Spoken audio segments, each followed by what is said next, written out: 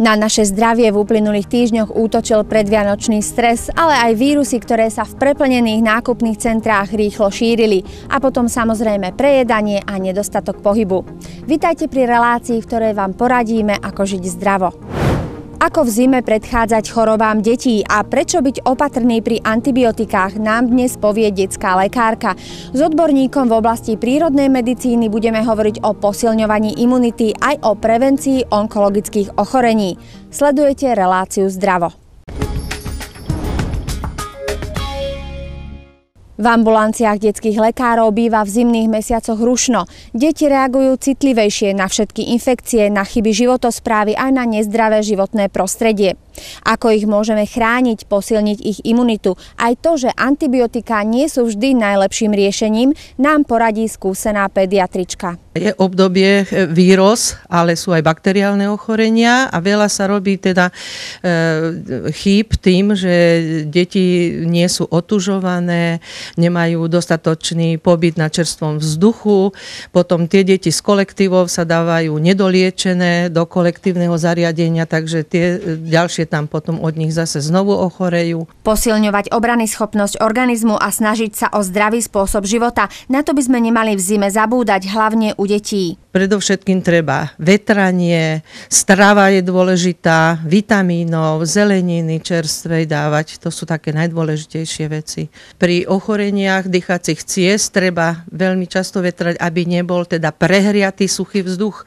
K postielkám kážeme dávať vlhké plachty, lebo osušky, alebo prípadne tie zvlhčovače vzduchu treba dávať, že je to pravda, že suchý vzduch zhoršuje tieto a protrahuje teda liečenie tých vírusových infektov. Spomínali ste vitamíny, určite najlepšie sú tie prirodzené vitamíny, ak teda by chceli ale si to ešte doplniť nejakými tými tabletkovými, tak ktoré sú také najdôležitejšie. No, tak pri týchto ochoreniach je najdôležitejší C vitamín, ale to mamičkám hovorím, zbytočne kupovať chemikálie a tie umelé prípravky, keď teraz ozaj je dostupnosť ovocia a zeleniny. Takže ja som za prirodzené vitamíny. Ktorými ochoreniami sa v tomto období vy najčastejšie v ambulancii stretávate? Najčastejšie sú ochorenia dýchacích ciest. A to bývajú buď vírusového teda pôvodu, alebo bakteriálneho. No veľmi často sú teraz ako vírusové ochorenia a veľa sa robí chýb, že matky sa dožadujú antibiotické liečby. Keď im nedáme my na ambulancii, koľkokrát idú na pohotovosť a stále sa dožadujú antibiotik. Ľudia sú ešte stále neni poučení, že antibiotika pri vírusových ochoreniach nezaberajú. Preto, kým lekár predpíše pacientovi antibiotika, mal by zistiť pôvodcu ochorenia. Teraz máme takú vymoženosť, že sa robí CRP a tým sa zistí, či je to vírusového pôvodu alebo bakteriálneho pôvodu.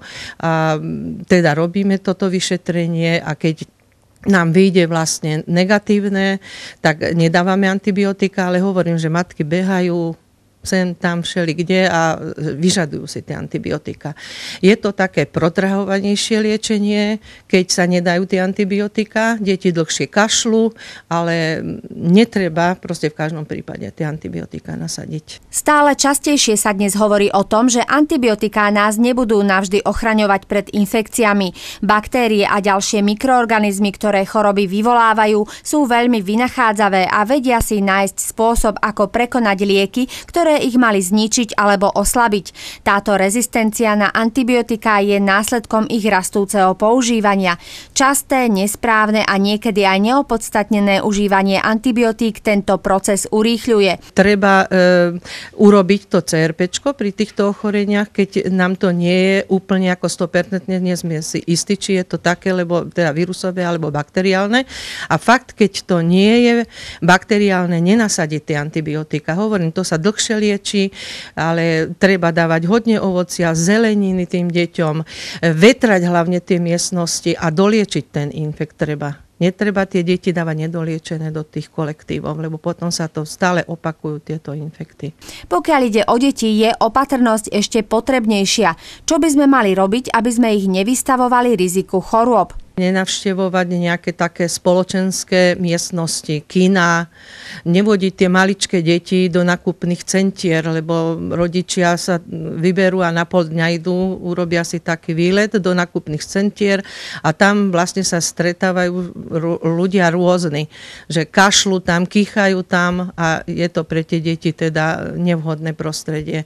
Takže nechodiť do kolektívu, ale radšej treba chodiť von do prírody s deťmi a stráviť čo najviac na čerstvom vzduchu a tie vitamíny sú dôležité.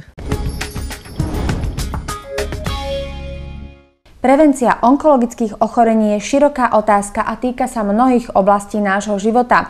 Svoje veľké slovo v nej má aj príroda. Viac sa dozvieme v rozhovore s mojím pravidelným hosťom, aromaterapeutom pánom Karlom Hádkom. Dobrý deň. Dobrý den. Ako je to s tou prevenciou? Dá sa nejakými prírodnými a aromaterapeutickými preparátmi pomôcť v tom, aby sme boli odolnější voči onkologickým ochoreniam? Já bych hned na začátku chtěl říct, že já nejsem žádným specialistou v této oblasti. Přesto ale nutno říci, že jako kterékoliv jiné onemocnění, i tady ty onkologické onemocnění mají svůj podíl v tom, že nefunguje ten imunitní systém tak, jak by měl. Nehledě na to, že tady je mnoho, řekněme, nemocí, které k tomu mohou přispívat. Já už jsem někdy před 25 lety řekl, když jsem viděl lidi, kteří měli plísně v trávicím traktu, že zcela jednoznačně tady ta plísňová onemocnění natolik zatěžují imunitní systém, že když se člověk dostává potom do stádia, kdy ten imunitní systém přestává fungovat, tak ty onkologické onemocnění mají daleko větší šanci vzniku. Pochopitelně tady má vliv zhoršující se životní prostředí, ta ekologie, která v podstatě je zamořená. Vliv na to pochopitelně mají i stravovací návyky, kdy pojídáme fůru věcí, které v organismu naprosto nemají co pohledávat. No a má to cosi společného s imunitním systémem, protože když přijde do těla to, co tam nemá být, tak toto tělo to musí vylučovat a ten imunitní systém to zatěžuje.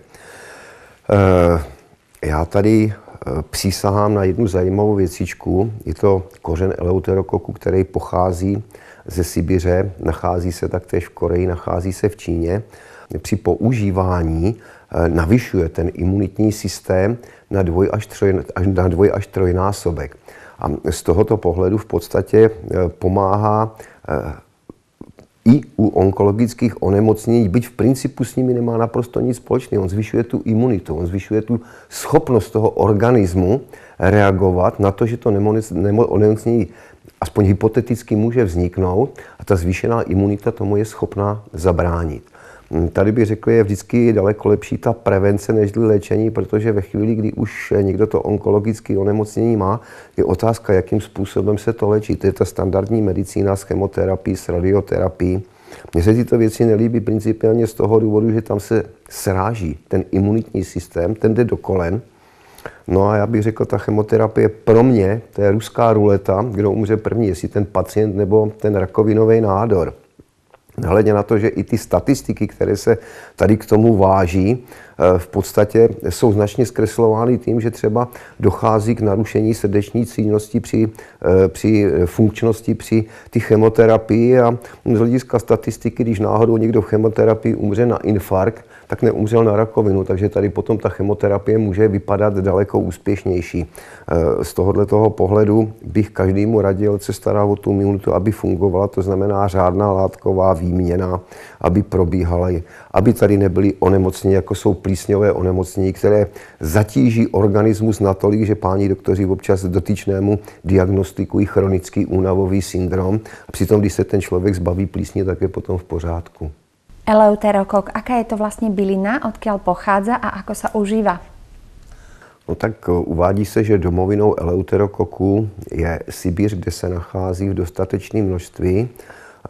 Nutno zdůraznit, že to není jenom záležitost toho, že by to byla věc, kterou si někdo vymyslel. Tady ta rostlinka byla podrobována i výzkumům na Ruské akademii věd v Moskvě a tak dále. Čili tady jsou potvrzeny zcela jednoznačně oficiální medicínou, že ten imunitní systém navyšuje.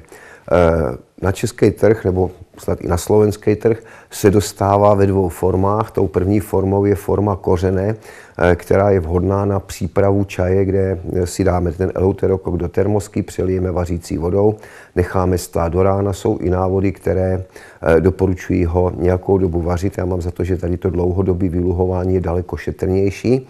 A další takovou formou je lihový extrakt tady z toho eleuterokoku, který se popíjí po kapičkách a jak už tady bylo řečeno, při těch onkologických onemocněních může hrát roli, ale on je důležitý i třeba při chřipkách, při nastydnutích. Prostě on zvyšuje imunitní systém.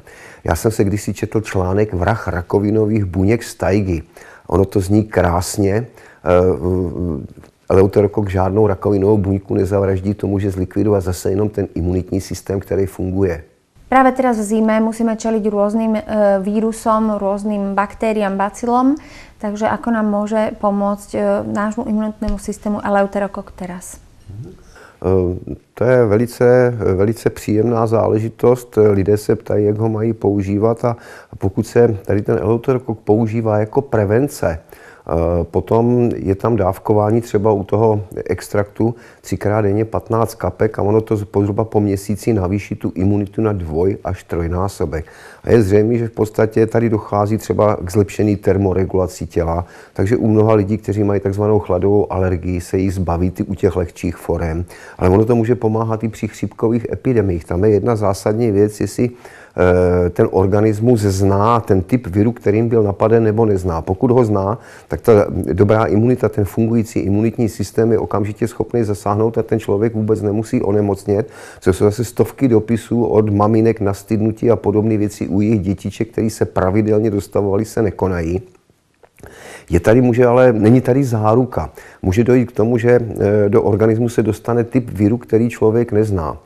Čili že v tomto případě, než se zorganizuje ta obrana, tak ten člověk může onemocnět, ale v podstatě ta identifikace a ta organizace obrany je potom daleko kratší, průběh onemocnění daleko lehčí a i ta rekonvalescence potom je daleko rychlejší. Čiže z tohoto pohledu já vždycky říkám, eleuterokok není zázrak. Zázrak je to, že ho máme. Posilniť obranyschopnosť svojho organizmu môžeme aj našimi liečivými bylinkami. Tady je fůra věcí, které jsou schopny ten imunitní systém navýšit. Tady máme mateří douškový čaj, samotná mateří douška díky obsahu thymolu a karvakrolu je schopná navyšovat imunitní systém a používá se při nastydnutích a tak dále. Já bych tady k tomu řekl, každá maličkost je určitě prospěšná a ten eleuterokok považuji za nejúčinnější látku, kterou známe. Já ho sám používám, cítím se velice dobře. Dokonce jsem dostal přezdívku Kostěj nesmrtelný a mám za to, že to můžu vděčit tomu eleuterokoku. Milí priatelia, to bolo z relácie Zdravo dnes už všetko, ale na budúce vám prinesieme nové zaujímavosti a rady, ako žiť zdravšie. Hovoriť budeme s lekármi, na pomoci opäť pozveme prírodu a slovo dáme aj odborníkovi v oblasti zdravej výživy. Prežite pekné dni, nezabúdajte na pohyb a majte sa zdravo. Dovidenia.